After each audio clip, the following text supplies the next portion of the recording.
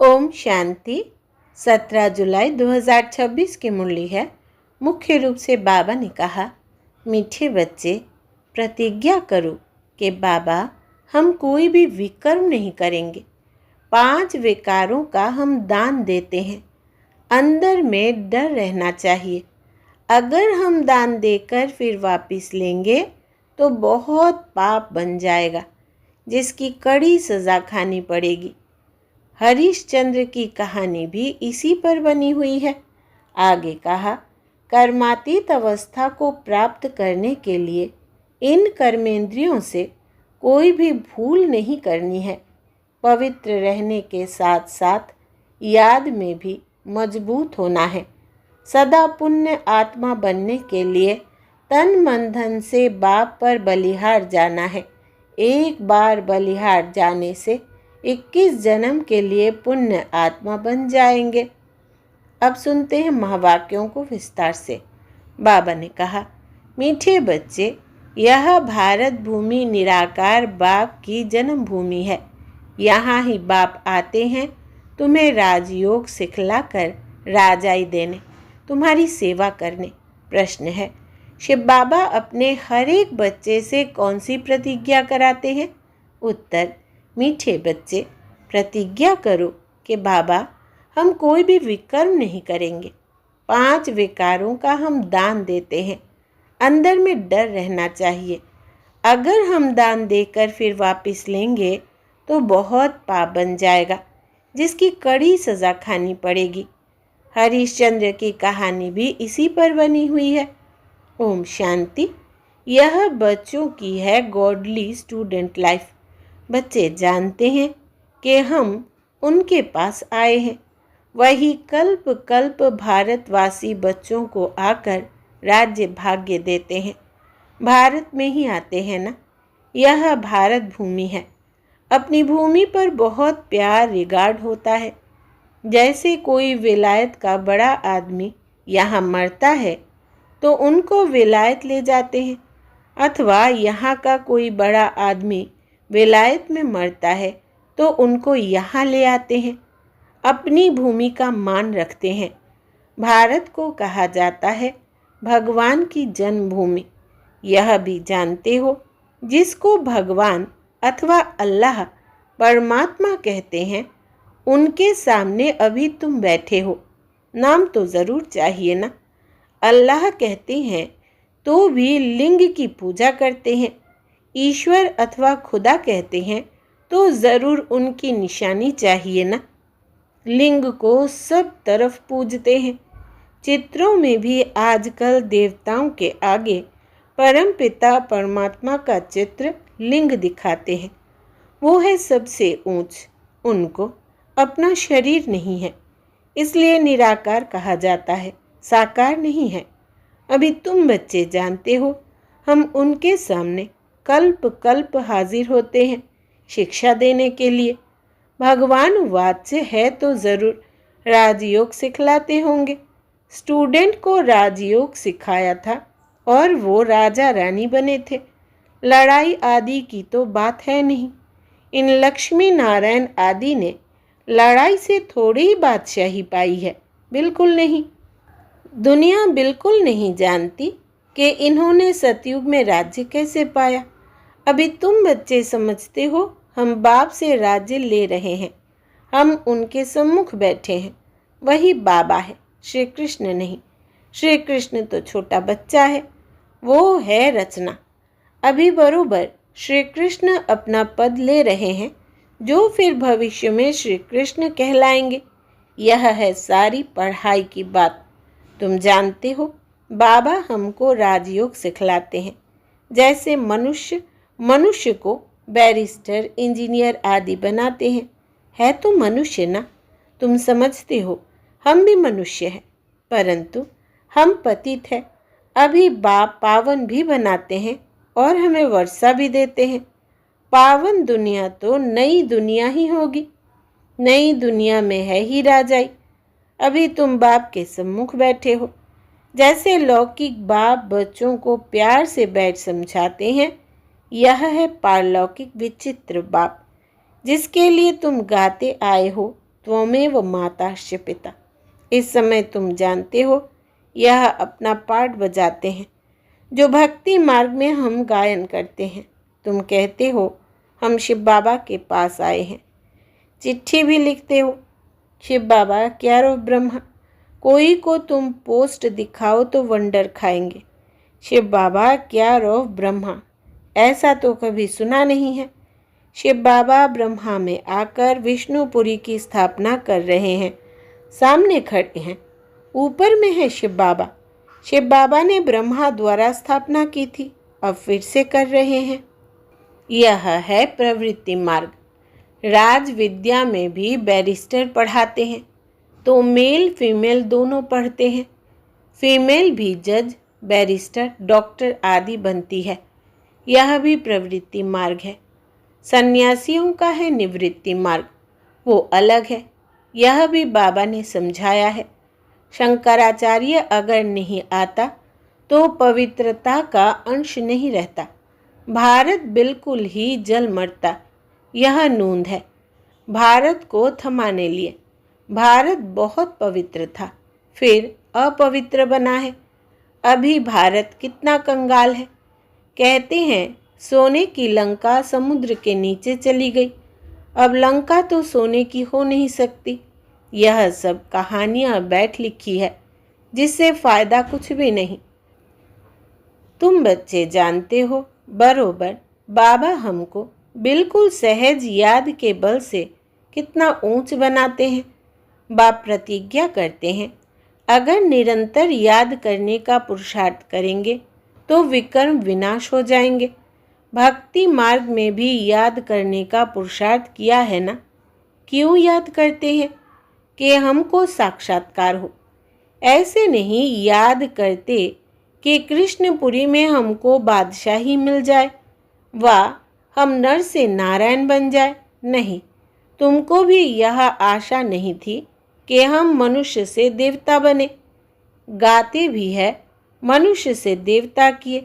तुम देखते हो बरोबर, कलयुग के बाद सतयुग आएगा।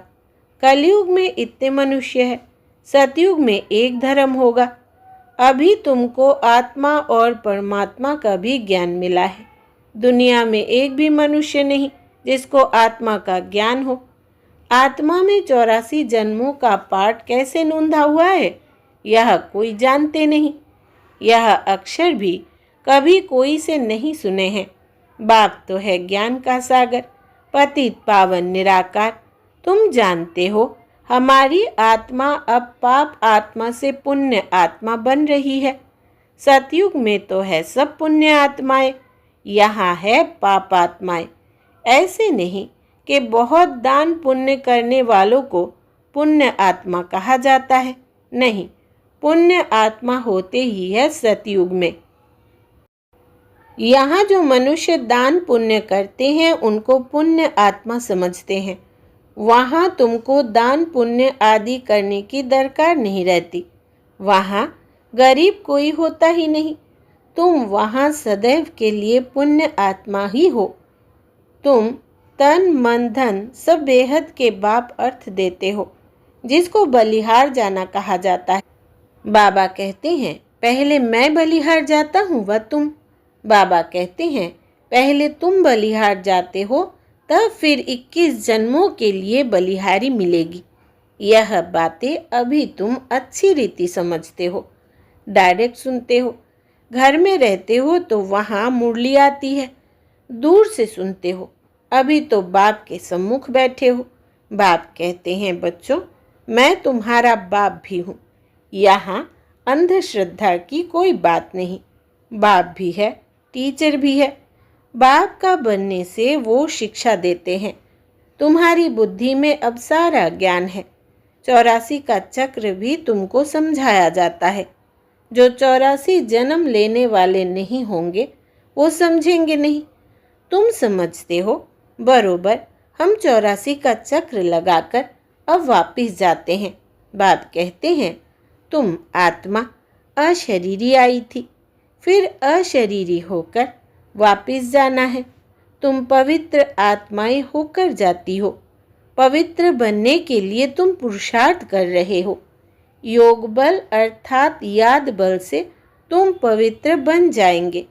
योग अक्षर शास्त्रों का है, राइट अक्षर है याद। स्त्री को पति की अथवा पुरुष को पत्नी की याद रहती है ना। योग का अर्थ ही है याद। बाप भी कहते हैं माँ में कम याद करो और संग बुद्धि योग तोड़ मुझ अपने बाप के साथ बुद्धि योग जोड़ो। याद करो, जितना याद करेंगे उतना तुम्हारे विकर्म विनाश होंगे। बरोबर भारत को कल्प कल्प वर्षा मिलता है। शिव जयंती भी मशहूर है। जैसे बुद्ध क्राइस्ट आदि की जयंती है, वैसे निराकार शिव की जयंती है। वो ऊंचते ऊंच हो गया। कृष्ण जयंती भी मशहूर है, परंतु वो क्या आकर करते हैं यह किसको भी पता नहीं है। श्री कृष्ण सतयुग का प्रिंस था। जरूर उनको कोई ने ऐसा कर्म सिखाया होगा जो सतयुग का प्रिंस बना है। छोटा बच्चा तो पवित्र ही है, वहाँ विकार की बात नहीं होती। बच्चा शुद्ध रहता है। भगवान तो एक ही निराकार है, गॉड इज वन। बाकी सारी है रचना। रचना से कभी रचना को वर्षा नहीं मिल सकता है। वर्षा बाप से मिलेगा। भाई को भाई से वर्षा नहीं मिल सकता। तुम सब भाई भाई हो, ब्रदरहुड कहते हैं ना। बाप तो एक ही है, वर्षा बाप से मिलेगा। सर्व भाइयों का सद्गति दाता एक बाप है। सभी आत्माओं को बाप से वर्षा मिल रहा है। बाप कहते हैं मैं आत्माओं को आकर पढ़ाता हूँ, आत्माओं को सद्गति देता हूँ। बाप बैठ राजयोग सिखलाते हैं। इस पढ़ाई का पद तुमको यहाँ नहीं पाना है। वो बैरिस्टर आदि इस जन्म में बनते हैं, फिर दूसरा जन्म लेकर फिर से पढ़ें। तुम जानते हो इस पढ़ाई से हम 21 जन्म के लिए प्रारब्ध पाते हैं। वहाँ सतयुग में डॉक्टर आदि कोई होते नहीं, वहाँ बीमारी ही नहीं होती। वहाँ तुम गर्भ महल में रहते हो, यहाँ गर्भ जेल में रहते हो, जहाँ बहुत सजाएं मिलती है। तब पुकारते हैं इस जेल से बाहर निकालो, हम फिर कोई भूल नहीं करेंगे। धर्मराज से प्रतिज्ञा करते हैं। यहाँ तुमको शिव बाबा से प्रतिज्ञा करनी है, बाबा हम कभी विकर्म नहीं करेंगे। 5 विकार हम आपको दे देते हैं। यह भी बाप जानते हैं कि विकार कोई ऐसे फट से नहीं छूटेंगे। अंदर डर रहना चाहिए। हम विकारों का दान देकर फिर लेंगे तो बड़ा पाप हो जाएगा। जैसे राजा हरिश्चंद्र का मिसाल है। बाप जानते हैं ऐसे नहीं कि 5 विकार झट से छूट जाते हैं, नहीं, टाइम लगता है। तुम्हारी कर्मातीत अवस्था होगी तब लड़ाई लगेगी। यह 5 विकार है बड़े दुश्मन। उसमें भी मुख्य एक है देहाभिमान। उसका दान देना कितना मुश्किल है। घड़ी घड़ी बाप कहते हैं अपने को आत्मा समझ मुझ बाप को याद करो, परंतु यह होता नहीं है। देह अभिमानी बनने से फिर काम की चोट लगती है। देह अभिमान सबसे तीखा है। देही अभिमानी बनने की मेहनत है। मुख्य देह अभिमान आने से ही पाप हुए हैं। 5 विकार दान में देना पड़े, इसमें समय लगता है। साजन बगैर सजनिया तो जा न सके। पहले साजन को जाना है, फिर सजनिया। साजन को आकर सब आत्माओं को ले जाना है। जब तक कर्मातीत अवस्था हो तब तक पुरुषार्थ करना है।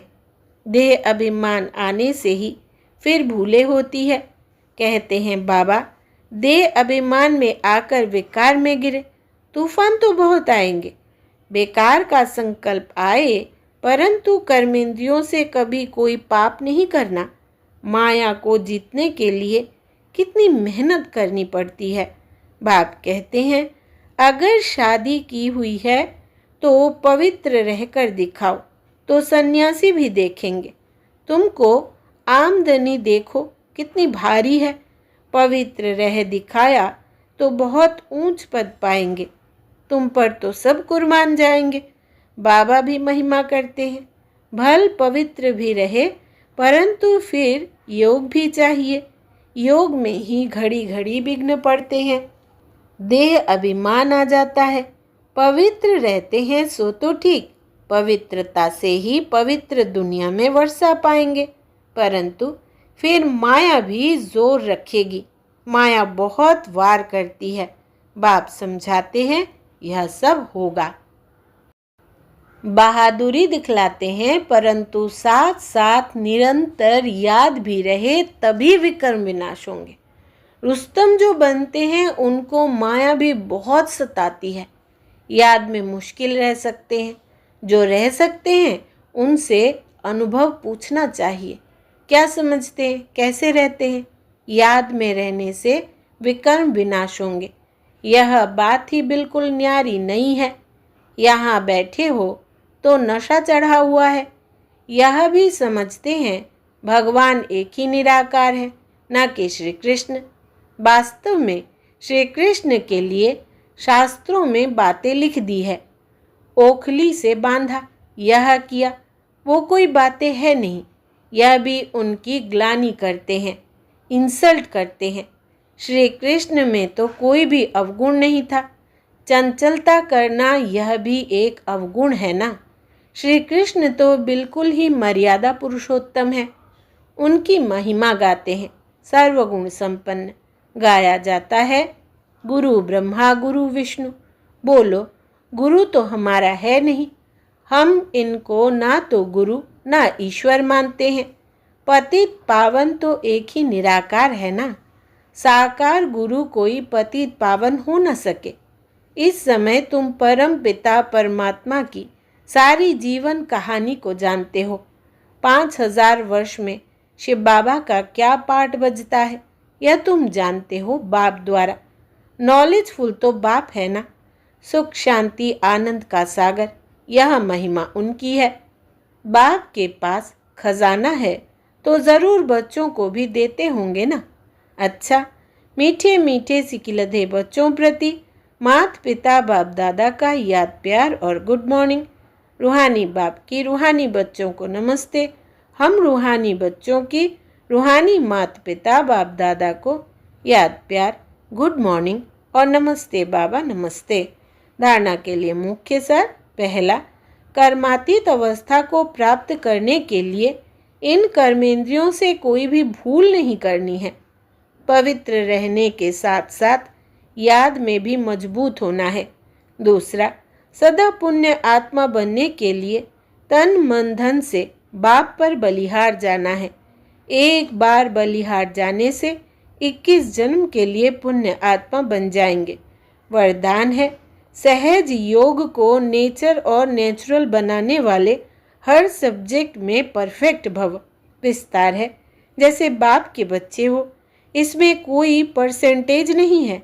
ऐसे निरंतर सहज योगी व योगी बनने की स्टेज में अब परसेंटेज खत्म होनी चाहिए, नेचुरल और नेचर हो जानी चाहिए।